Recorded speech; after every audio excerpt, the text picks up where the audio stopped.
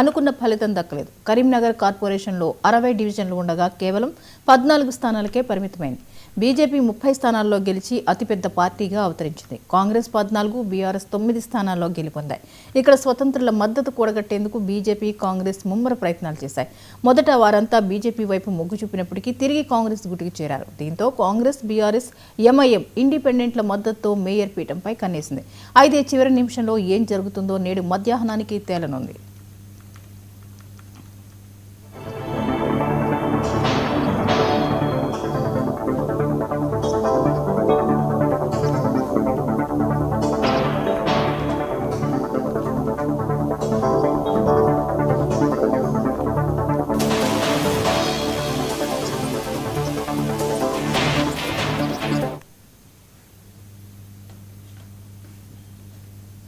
ఈ అంశంపై మరిన్ని అప్డేట్స్ ని లైవ్ లో అందించడానికి రిషికేష్ సిద్ధంగా ఉన్నారు. రిషికేష్, కరీంనగర్ మున్సిపాలిటీ పీఠం మీద ఇప్పుడు ఉత్కంఠ నెలకొంది. అక్కడ ఉన్న పరిస్థితులు ఏంటి? జ్యోతి, కరీంనగర్ కార్పొరేషన్ తీవ్ర ఉత్కంఠను కొనసాగుతున్నటువంటి పరిస్థితి. అయితే నిన్నటి నుంచి కూడా అనూహ్యమైన రాజకీయ పరిణామాలు చోటు చేసుకుంటున్నాయి. బీజేపీకి అంటే సింగిల్ లార్జెస్ట్ పార్టీగా బీజేపీ ఇక్కడ అవతరించింది. 30 స్థానాలతో పాటుగా 3 స్వతంత్ర అభ్యర్థులు, ఒక ex officio vote Bandi Sanjay ఓటుతో మొత్తంగా 30 స్థానాలు బీజేపీ వైపు ఉన్నాయి. మరోవైపు కాంగ్రెస్ సంబంధించి కూడా అంటే కాంగ్రెస్ ఇప్పటికే ఇక్కడ 14 సీట్లలో గెలిచింది. అయితే ఎంఐఎం నుంచి గెలిచినటువంటి 3 అభ్యర్థులను, ఆల్ ఇండియా ఫార్వర్డ్ బ్లాక్ నుంచి గెలిచిన 2 అభ్యర్థులను, స్వతంత్ర అభ్యర్థులు మొత్తంగా 4 కలిపి వీరు 23 స్థానాల వరకు వెళ్ళినటువంటి పరిస్థితి. అయితే మానకొండూరు ఎమ్మెల్యే కవంపల్లి సత్యనారాయణకు సంబంధించినటువంటి ఎక్స్ అఫిషియో ఓటుతో కలిపి ఇప్పుడు కాంగ్రెస్ బలం 24కు చేరింది. అయితే మొత్తంగా కూడా కరీంనగర్ కార్పొరేషన్ లో బీఆర్ఎస్ ఇప్పుడు కీలకంగా మారింది. బీఆర్ఎస్ కు సంబంధించి 9 స్థానాలు కార్పొరేటర్లు గెలిచారు. మరోవైపు ఒక ex officio vote Gangula Kamalakar స్థానిక ఎమ్మెల్యేది ఒక ఓటు ఉంటుంది. సో 10 ఓట్లు. తర్వాత ఒక స్వతంత్ర అభ్యర్థి బీఆర్ఎస్ క్యాంపులోనే ఉన్నాడు. మొత్తంగా కూడా 11 స్థానాలు బీఆర్ఎస్ తో ఉన్నాయి, 24 స్థానాలు కాంగ్రెస్ తో ఉన్నాయి. మరోవైపు 34 స్థానాలతో బీజేపీ ఉంది. ఇక్కడ మొత్తం స్థానాలు 66. 3 ఓట్లు ఎక్స్ అఫిషియో ఓట్లు కేంద్ర మంత్రి బండి సంజయ్, కరీంనగర్ ఎంపీ, మరోవైపు Karimnagar MLA Gangula Kamalakar, Manakondur MLA Kavampalli Satyanarayana. So magic figure అనేటువంటిది ఇక్కడ 35గా ఉంది. బీజేపీ 1 అడుగు దూరంలో, 1 ఓటు దూరంలో బీజేపీ ఉంది మ్యాజిక్ ఫిగర్ కు. కాంగ్రెస్ కు మాత్రం 24 అంటే 11 ఓట్ల దూరంలో కాంగ్రెస్ ఉంది. అంటే కాంగ్రెస్ ఖచ్చితంగా కాంగ్రెస్ కు బీఆర్ఎస్ యొక్క మద్దతు అనివార్యమైంది ఇక్కడ. సో ఇప్పుడు బీఆర్ఎస్ పార్టీ ఎక్కడ కూడా విప్ జారీ చేసినట్టుగా మనకు అధికారిక సమాచారం లేదు. కానీ మరి కాసేపట్లో 11 గంటలకు ఈ అధికారికమైనటువంటి మేయర్ ఎన్నిక ప్రక్రియ కొనసాగుతుంది. మనకు అందుతున్నటువంటి తాజా సమాచారం ప్రకారం, అత్యంత విశ్వసనీయ సమాచారం ప్రకారం నిన్ననే మనం బీజేపీకి సంబంధించినటువంటి కులగాని శ్రీనివాస్ మేయర్ అభ్యర్థిగా ఎన్నిక అవుతున్నారు అనేటువంటి సమాచారాన్ని 99 టీవీ బ్రేక్ చేసింది.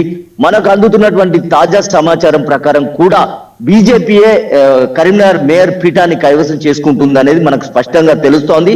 అయితే అనూహ్యమైనటువంటి పరిణామాలు కనుక చోటు చేసుకుని బీఆర్ఎస్ ఒకవేళ కాంగ్రెస్ కు మద్దతు ఇచ్చినట్టయితే కాంగ్రెస్ కు సంబంధించినటువంటి అభ్యర్థి మేయర్ అయ్యేటువంటి అవకాశాలు ఉన్నాయి. కానీ దానికి సంబంధించిన సమీకరణాలు పెద్దగా కనిపించట్లేదు అనేటువంటి ప్రచారం కనబడుతుంది మనకు స్పష్టంగా.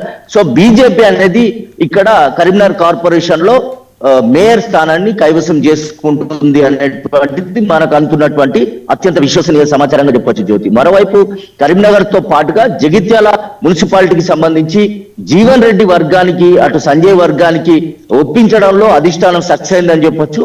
మొత్తంగా కూడా జగిత్యాలలో కాంగ్రెస్ మున్సిపాలిటీని కైవసం చేసుకొని ఉంది. దీనికి సంబంధించి 3 అభ్యర్థులు పేర్లు ప్రతిపాదించారు. అయితే జగిత్యాల ఎమ్మెల్యే సంజయ్ వర్గానికి సంబంధించి ఆయన ఒక వీడియో విడుదల చేశారు. దాంట్లో అధిష్టానం చెప్పిన నిర్ణయానికి కట్టుబడి ఉంటాననేటువంటి ఒక ప్రకటన వీడియో ద్వారా మనకు స్పష్టంగా అర్థమవుతున్న సమాచారం ఏంటంటే జీవన్ రెడ్డికి సంబంధించినటువంటి వర్గానికి చెందినటువంటి కౌన్సిలర్ నే అక్కడ మున్సిపల్ చైర్పర్సన్ గా ఎన్నుకునేటువంటి అవకాశం ఉన్నట్టుగా మనకు తెలుస్తోంది.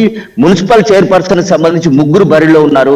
తోపారపు లావణ్య, సమీన్ల వాణి, అదేవిధంగా అడువాల జ్యోతి ఇక్కడ బరిలో ఉన్నారు. వీరికి సంబంధించి ఈ ఒక పేరు ఖరారయ్యేటువంటి క్లారిటీ వచ్చింది. మొత్తంగా జగిత్యాల మాత్రం కాంగ్రెస్ కైవసం చేసుకుందని చెప్పొచ్చు. అయితే జీవన్ రెడ్డి తన పట్టు నిలుపుకుంటారా అనేటువంటిది మరికొన్ని గంటల్లో స్పష్టత రానుంది. ఈ ముగ్గురిట్లలో ఎవరైనా ఒకరు మున్సిపల్ చైర్పర్సన్ గా ఎన్నికయ్యే అవకాశం ఉంటుంది. మరోవైపు జమ్మిగుంట చూసినట్టయితే జమ్మిగుంటలో 30 స్థానాలు ఉన్నాయి. ఇక్కడ 16 మ్యాజిక్ ఫిగర్ గా ఉంది. ఇక్కడ బీఆర్ఎస్ 12 స్థానాలు గెలిచినప్పటికీ కాంగ్రెస్ 10 స్థానాలు గెలిచింది. ఇక్కడ బీజేపీ యొక్క మద్దతు, తర్వాత స్వతంత్ర అభ్యర్థులు 3, ఆల్ ఇండియా ఫార్వర్డ్ బ్లాక్ నుంచి ఒకరు, వీరి యొక్క మద్దతు కీలకమైంది. కానీ కాంగ్రెస్ ఇక్కడ జమ్మిగుంటలో కాంగ్రెస్ తన మున్సిపల్ చైర్మన్ ను తీసుకునేటువంటి అవకాశాలు పెద్దగా కనిపిస్తున్నాయి.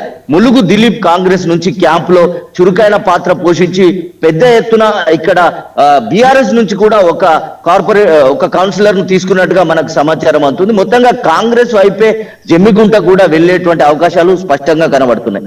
మరోవైపు మెట్పల్లి మనం చూసుకున్నట్టయితే మెట్పల్లిలో మొత్తం 26 స్థానాలు ఉన్నాయి. ఇక్కడ మ్యాజిక్ ఫిగర్ 15గా ఉన్నట్టుగా మనకు తెలుస్తా ఉంది. కానీ అత్యధిక స్థానాలు బీజేపీ గెలుచుకుంది. ఇక్కడ 10 స్థానాలలో బీజేపీ గెలుచుకుంది. కాంగ్రెస్ 6, బీఆర్ఎస్ 6, అదేవిధంగా ఇండిపెండెంట్ 4.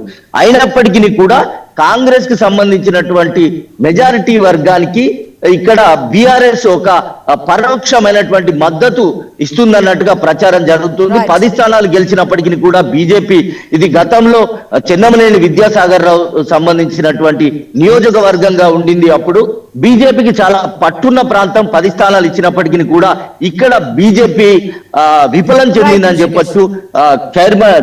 జనరల్ స్థానంగా ఉన్నటువంటి మెట్పల్లిలో ఈ స్థానాన్ని కైవసం చేసుకునే విషయంలో కొంత విఫలమైందని చెప్పొచ్చు బీజేపీ. అయితే కాంగ్రెస్ బీఆర్ఎస్ అలయన్స్ తో ఇక్కడ చైర్మన్ ఎన్నిక కొనసాగుతుందనేటువంటిది మనకు స్పష్టంగా సమాచారం అంతా ఉంది.